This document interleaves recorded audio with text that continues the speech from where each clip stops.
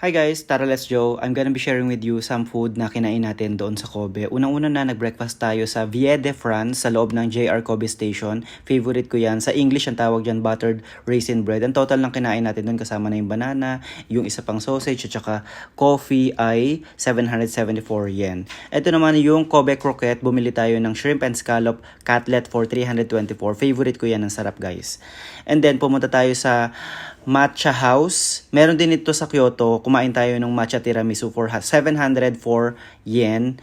Sobrang sarap niyan guys. And then, fried xiaolongbao. Eto, nasa ano na to guys? Sa Chinatown. Ang name ng restaurant ay Yun Yun. And 800 yan, 5 pieces. Sobrang sarap niyan guys. Sa Chinatown pa rin, bumili tayo nito sa gilid-gilid lang ng Kobe beef sinu noodle for 500 yen. And yung Kobe steak for 1,300 yen.